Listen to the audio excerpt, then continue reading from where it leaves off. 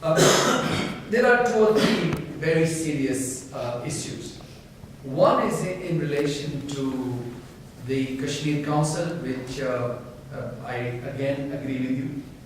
Thank you for leading on that. But also, I think that the 30 seats or whatever seats, 10 seats from Pakistan, the elected seats, 12 elected seats, is another type of corruption that needs to end. I am not saying for 1 minute that Kashmiris who live in Pakistan, that they should not have the right of self-determination, right to be able to tick the box.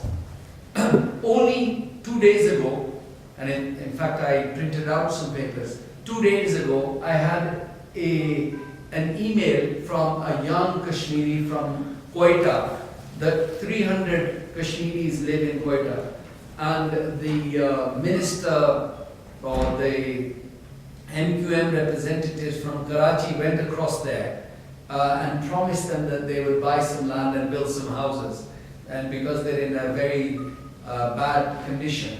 I told them, and in fact I printed it out, I told them that I would raise this with Prime Minister Nawaz Sharif when I meet with him next week.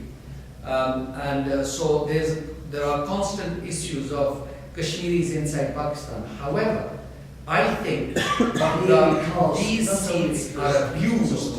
If it was Kashmiris, I don't have any problem. But there are more Kashmiris in England than there are in whole of Pakistan. And they have these seats which are actually, in Karachi you will always get MQM. Dictated by this guy in London, and they will, because he controls the ballot box. In Punjab, it will always be whoever's the chief minister and the government. It doesn't matter what you Kashmiris think or anybody else thinks.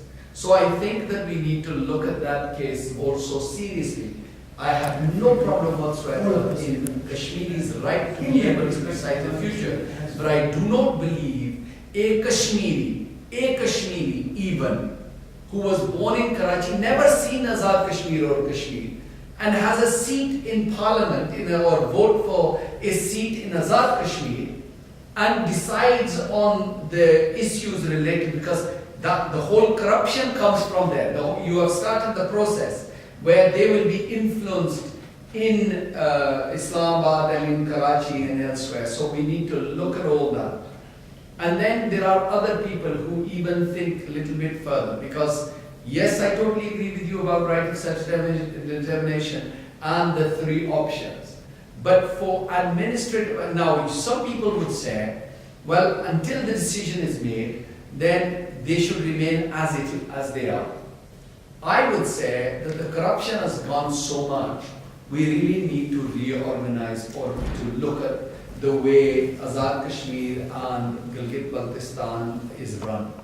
Because the identity of Kashmiris, even though I have criticism of Sardar Qayyum and Sardar Ibrahim and others, that they were there for their own self-interest in what they did, but the current people who are running Azad Kashmir, and everybody knows that the relationship I have or had with them.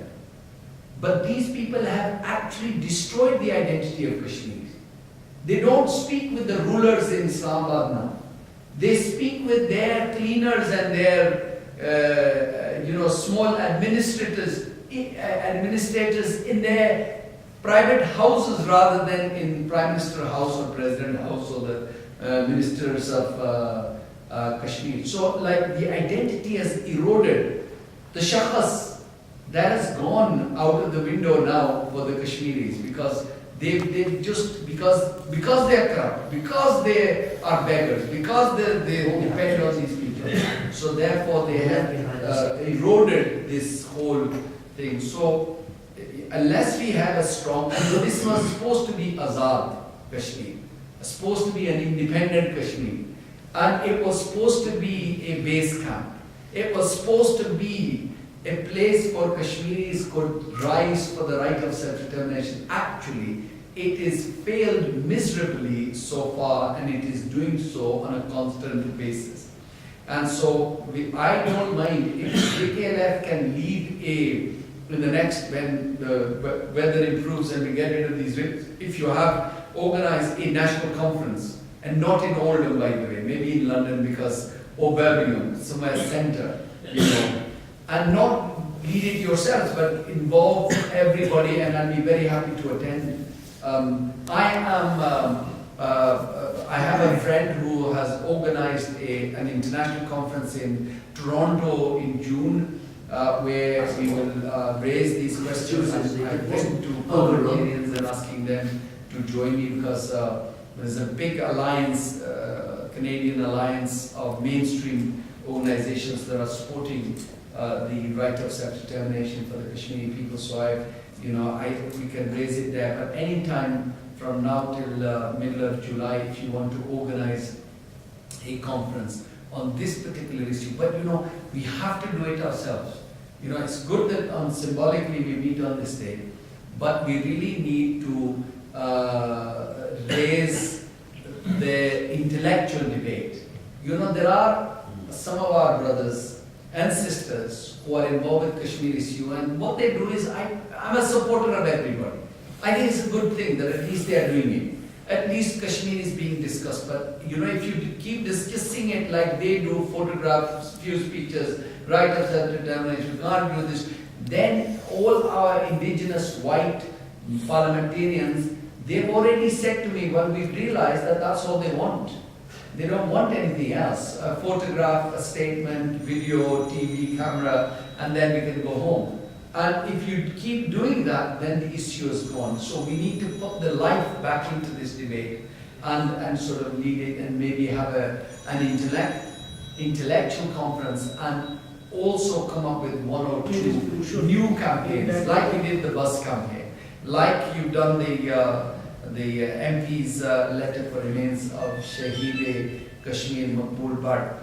We need to do another campaign that will sort of keep the issue alive. And I do agree with you. I personally fear that there is something on the minds of rulers in Islamabad. I think that this is the continuation of Musharraf's policy, which Zulfikar Ali Bhutto, late Zulfikar Ali Bhutto's party did.